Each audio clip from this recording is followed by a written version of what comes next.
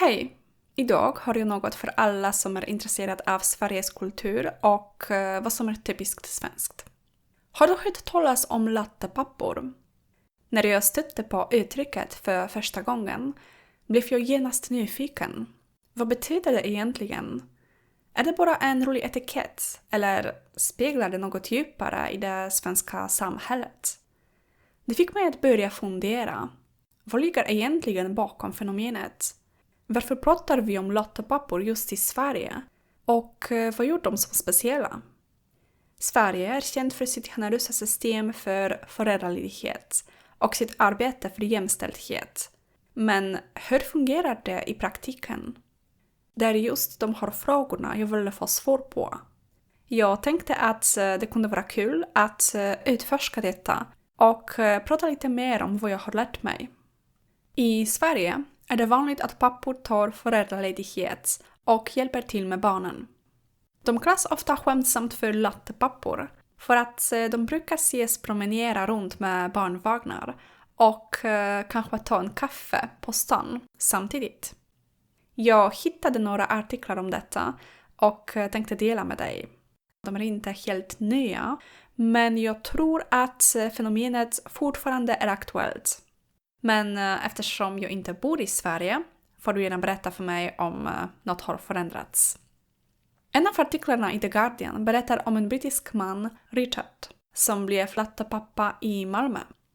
Han delar sina personliga erfarenheter när han var hemma med sin dotter och försökte lugna henne på olika sätt, men inget verkade fungera. Han märkte att hans försök snarare lugnade honom själv än henne. På kvällen var han utmattad och förstod hur mycket energi och tålamod det krävs för att ta hand om ett litet barn.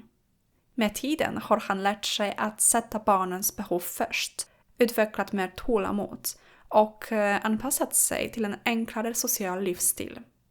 Trots att föräldraskapet har inneburit stora förändringar beskriver han sitt liv som meningsfullt tack vare den starka relationen till sina barn.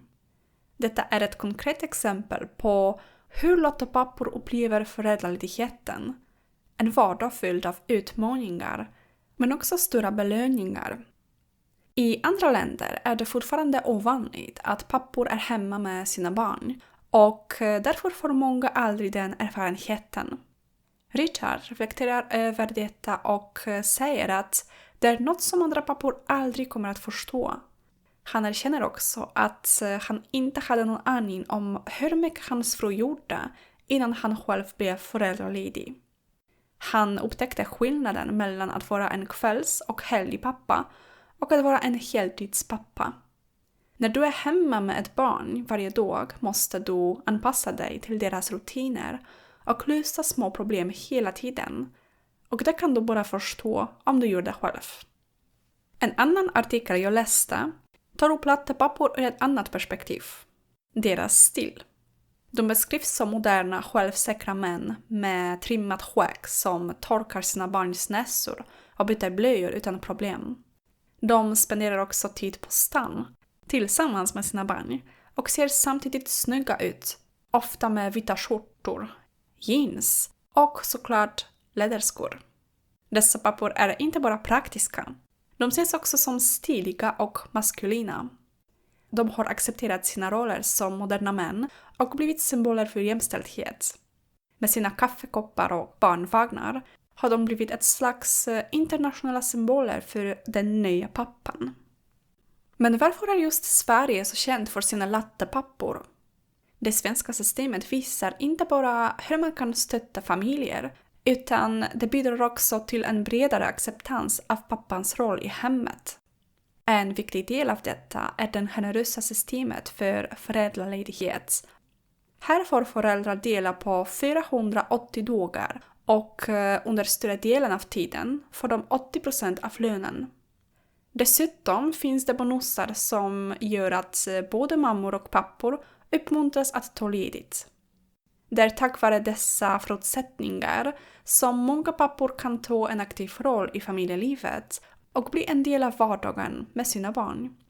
Och från juli 2024 kan föräldrar dessutom ge upp till 45 dagar av sin ledighet till mor- eller farföräldrar, vilket ytterligare stärker stödet för familjen som helhet. Ensamstående föräldrar kan ge upp till 90 dagar. Lattepappor är också en del av en större förändring i synen på föräldraskap. Studier visar att faderskap förändrar män både fysiskt och känslomässigt. Hormoner som testosteron minskar, medan oxytocin, kärlekshormonet, ökar. Även grå hjärnsubstans växer i områden kopplade till belöning, anknytning och komplexa beslut. Allt detta gör att pappor kommer sina barn ännu närmare. Jag tycker att det svenska systemet är ett jättebra exempel på hur man kan skapa balans mellan arbete och familjeliv. Richard och andra lattepappor beskriver hur nära de kommer sina barn under föräldraledigheten, även om det ibland är tufft. Deras berättelser visar hur viktigt det är att dela på ansvaret för barnen och hur det stärker familjerelationerna.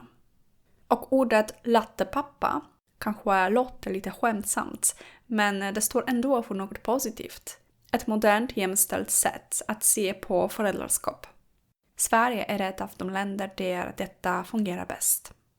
Det är tydligt att fenomenet lattepappa handlar om mycket mer än bara en pappa med en kopp kaffe och en barnvagn. Det är ett tecken på hur samhället har förändrats och en symbol för en jämställd föräldraskap som ger både mammor och pappor möjlighet att vara närvarande i sina barns liv. Genom att skapa förutsättningar för att föräldrar kan dela på ansvaret stärker Sverige inte bara familjer utan också banden mellan generationer. Vad som gör Sverige så unikt är inte bara det generösa föräldraledighetssystemet utan också den kultur och inställning som värdesätter jämställdhet i hemmet. Pappor som Richard och många andra visar hur viktigt denna närvaro är, inte bara för barnens skull utan också för föräldrarna själva. Att vara en lattepappa är inte en enkel uppgift, men det är en roll som med tiden har blivit en förebild för moderna familjer världen över. Samtidigt finns det också frågor som kan diskuteras vidare. Hur kan andra länder inspireras av det svenska systemet? Vilka utmaningar möter pappor i andra kulturer? Och hur kan vi stärka jämställdheten i familjelivet ytterligare? Jag tror att vi alla kan lära oss något av lattepapporna, oavsett om vi bor i Sverige eller någon annanstans. Deras berättelser påminner oss om vikten av att vara närvarande och att sätta familjen först.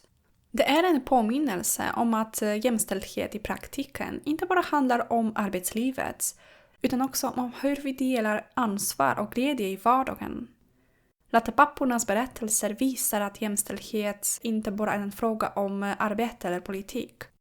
Det handlar om att bygga starkare familjer och skapa en bättre framtid för nästa generation. Vad tänker du? Har du några egna erfarenheter eller tankar om det här? Kan lattepapporna inspirera även utanför Sveriges gränser? Jag lämnar temat öppet. Tack! Ha det så bra. Hej då!